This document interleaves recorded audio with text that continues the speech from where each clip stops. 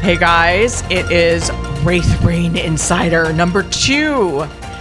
This time we have a very exciting interview that we did with Hannah Hart. As you guys remember from Raythe Reign Insider 1, we talked about what would it take to make an anime, for example, of Everdark? How much would it cost and all this stuff? And we mentioned that Her Grace Reads has contacts with people in that industry, as many of them do animes and games and all types of voiceovers, not just books. So Hannah really graciously agreed to be interviewed and to allow us to share her discussions with an insider, I guess you would call, of that world, somebody who really makes this stuff for a living, and what they said. I loved what you guys did online. I think it's such a great thing to have this Raythe Reign Insider. I wanted to sort of add a couple of things about, which I think is something that you guys are going to want to think about, and the fans as well are going to want to think about. Like, listeners should start thinking about this, because, you know, it's not that it's not within reach. It is. I mean, we are looking at probably about $10 or $11 million to produce a season, but there's sort of two ways to go about it. And that has to do with the kind of producers you want to use and how much control you guys want to keep over the final product. I had a discussion with a producer friend of mine, and he runs one of the biggest Canadian service animation producers. That's what he does. He owns that. He produces stuff for Disney, Netflix, Amazon, all the animated, like a lot of animated content. They hire him for their IPs. So when they buy an IP, they give money out to other service producers to produce that. And so that's what he does. And I was asking him a bunch of questions about this in particular, and what he thought, like, you know, what would we need to do to get interest in it if we wanted to, let's say, get a bigger distribution producer on board. He's of the opinion that if you can crowdsource the money yourself, do it. And just make it yourself, maintain control over it, and then sell it after the fact, because you'll have more negotiation power. The first one is the one that we've typically done for everything else, which is that we hire out for the same way we've done with the manga, hiring artists to create it, and then also, or for Her Grace Reads to read it, or to make the audiobooks and all this kind of stuff. So we would, for example, hire a studio. We would pay them. They would tell us how much it would cost, and we would be able to give them the money, and they would just make it per our specifications. You guys use Vox Machina as an example, and I think it was really good because they crowdfunded I think first season they crowdfunded like $10 or $11 million, and then they hired a service producer to produce their IP. So they paid somebody else to make it, like, do the animation. Obviously, they cast themselves, write the script. Probably they also wrote the script. I'm not exactly sure how that went down. But anyway, they maintained control over the entire thing from beginning to end because they were the ones with the money.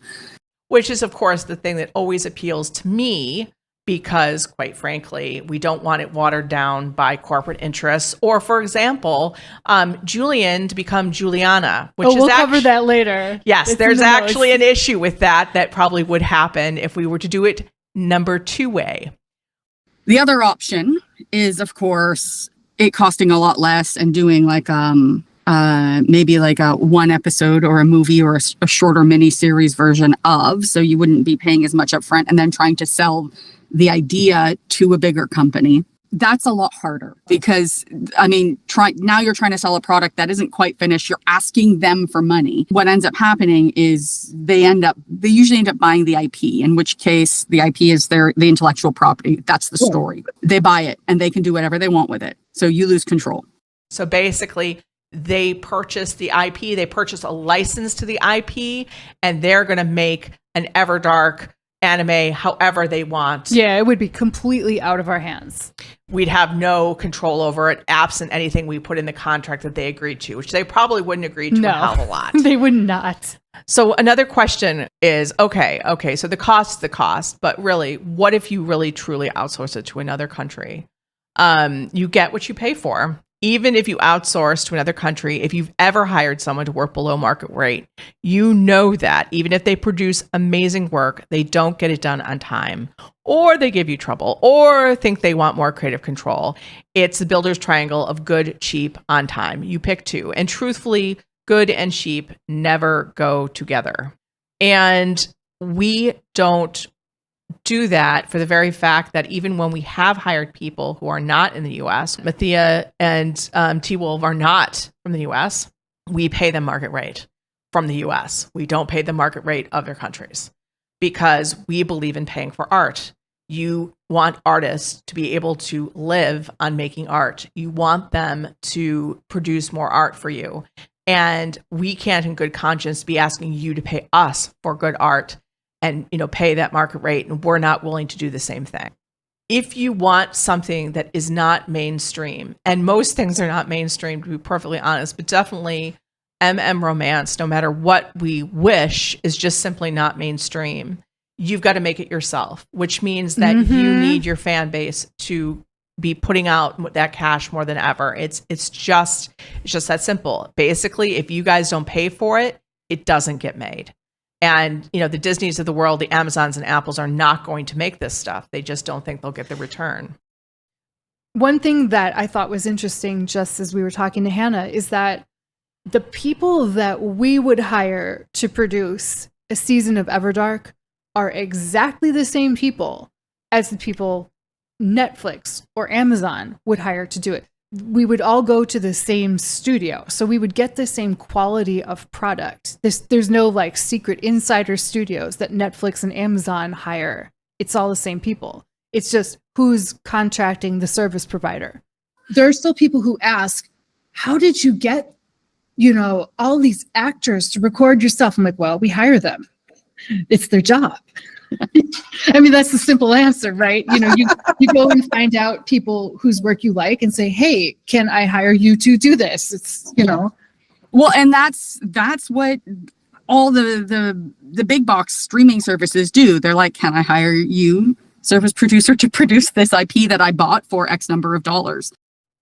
That's right. I mean, that's how we've always done it, but it's always amused me at the same time, especially in the beginning of when I was doing Raythe Reign, when I would be reaching out and telling people it is gay romance, and they just automatically thought I had no money to pay. And then when I did, that was like a big shocker. Really? Oh, yeah. I had no idea. Who thought this? Everybody. Every single artist I went to, every single marketing firm that before I found you. That's it so was strange. Yeah, no. As many of you know, I'm an attorney in my day job, and I've always continued to keep that because even as Raythe Reign has grown to the point where I really could stop working another job, I always just have. Also, they wouldn't let you quit. You're a superhero. Yeah. Or you're the firefighter and the only one who knows how to work the hose. Please don't leave. I'm just like, oh my God, I need a drink. But in any event, what I will say is that most people who came to them, if they were doing gay romance, are doing it as a hobby or as a very part-time thing. And it wasn't a professional thing. And it certainly wasn't like an attorney with a professional business coming to them with actual real money to hire them. And that is actually something that they don't get a lot of even today. And I mean, like Her Grace reads, the situation hiring them was a lot better, easier. But that was at 13 in now, but 11 years in when I first hired them. So I need you to keep that in mind, that it's been like a decade of me producing Raythe Reign before we could honestly get someone of their quality to work with. So the next question that Kat asked Hannah was, how do you actually make money with an animated series?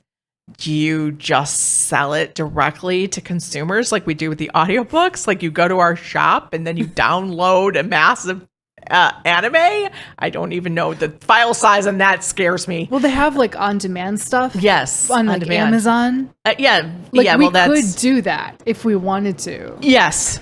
The idea would be that once it's produced, so you've hired a service producer, and then you find a distributor. A distributor might be a streaming service like Netflix, Paramount Plus, HBO Plus, Amazon. All of those are distribution platforms. Usually what they'll want, if they're interested in it, in acquiring it, they'll pay you for that. And that's what you're looking for. You're looking for a distributor. What happens is that you need to have a bigger distributor license it. So basically, you have to show that there's an audience, that there is something that they can sell it to, that they will make their money back and then some. So Vox Machina, who was produced by Critical Role, they basically produced and sold that first season. And that is how they managed to make this happen. Nobody thinks there's money in gay romance. Nobody thinks this, at least not at that mainstream level. LGBTQ plus content is actually kind of hot right now. And there are like streaming services are actually actively looking for LGBT. But he said, this is like LGBTQ plus plus plus. He's like, you've got 2 lead couples that are queer, and the bigger distributors are going to view that as a limited audience. So I would never think to ask this question, but Hannah did because she's a pro. And she asked the producer, how could we make Everdark more mainstream / popular? And of course, nobody listening to this will ever be surprised by the answer. He went back and he listened to some of it. He was like, let's say like Damon, for example, was a woman.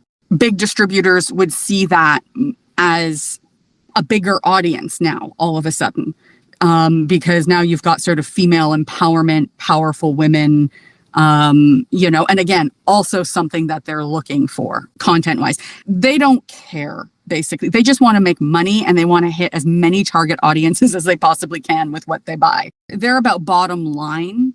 And for them, bottom line is how many people can we please with as little money as possible. He was like, let's say you get like $20 million to make this, and you hire a service studio, you do everything top to bottom, keep it as is, super strong storyline, great lead couples. He's like, you're going to hit a wall when you come to distribution. They're not going to give you as much money for it. They're going to see it very much as like a niche LGBTQ plus only thing. They think about very specific limited demographics in their blinder world of how much money can I make for as little investment as possible. When I heard this, when I was listening to it afterwards and Kat was telling me, I just let out a bitter laugh and I said, okay, yeah, sure, I could do this, but then I would be betraying every single part of my audience and myself by doing this. Of course, if I wanted to, I could write that, and I've seen it many, many times. And I think you guys, if you're reading paranormal stuff or watching paranormal stuff, what you'll see is the main couple is always straight. And then there will be a secondary couple that will be gay. And that's how they basically get it in. And everybody loves that secondary gay couple, and that's all right. And even they can be more focused on in later episodes. Yeah, it's that simple. It's just got to be the mainstream default to get marketed at all. And yeah, I mean, we straight up asked Hannah, do you think there's a glass ceiling for queer content? And she said, absolutely. But it's not because people wouldn't like it, but it's because distributors and marketers are little narrow-minded in how they think about matching content to audiences. So let's say it got sold to something like Netflix. They have their LGBTQ section. That's where it would go. That's where it wouldn't be in any other section. If you have to go to the LGBTQ section to watch it, you've already lost like 40%. They're not even going to look at that section. If you're not advertised anywhere else but that one section, then you're not getting the same number of views as, let's say, some other program that happens to have some gay people in it. Modern Family, for example, who's also in the comedy section and the sitcom section and the TV section. No problem. But because it's not gay romance, or there's not just 2 gay couples in it, like I said, it would just be a giant headache. Yeah. And it wouldn't do it as well as it deserved.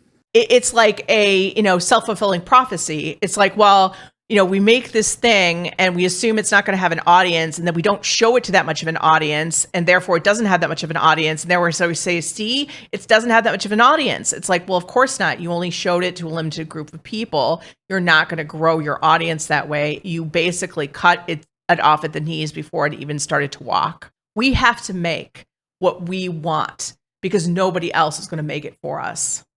There was one thing that this person said that I really did like, and to me, this suits my writing style down to the ground, which was side characters would need to become bigger in an animated series. Oh, yeah. For example, William or Sophia, there would be definitely more of a backstory, which I'd love to do, which I've been doing a lot more of in Everdark Academy, giving a lot more space, for example, to Charlie and to Fiona and, obviously our favorites, Balthazar, Kaymorn, and everything. But we're even seeing Iros. We're seeing all of these. So it's been really fun.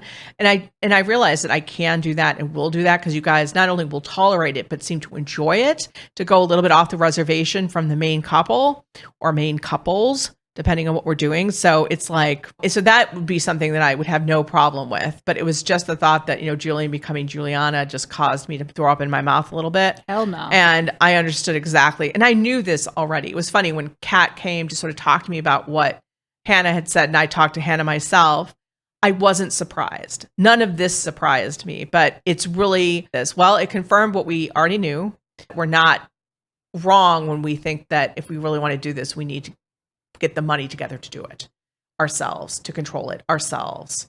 That's just how this would go. Above all, what matters is you guys. If we have a fan base, no matter what you want to do, you can do. If you can crowdfund it, crowdfunding is really just a pre-sale, a proof that we can bring a bigger audience to a distributor, proof that we're bigger dogs. We are not big dogs right now. We are little dogs. We are little yappy dogs. We're toy chihuahuas. Toy chihuahuas. I guess what I would say to you all is if you feel a little disheartened by what we've said in all of this or see the obstacles, don't. Because you are the ones that can make it happen by liking, sharing, subscribing, purchasing. If you really look at where we've come from to where we are now, I mean, we have a full studio with 8 actors working for us right now. I mean, that's amazing, right? I mean, I find it amazing. So I think that and it's because of you guys that we've done this. So the anime or the live action or whatever we're going to do, it can happen so long as we keep building our audience, and you are integral to that. Stay tuned for the next Raythe Reign Insider. If you have anything that you'd like us to discuss or questions that you'd like us to go out and investigate, kind of like we did here, let us know in the comments. Thanks, guys. Can't wait to talk to you again.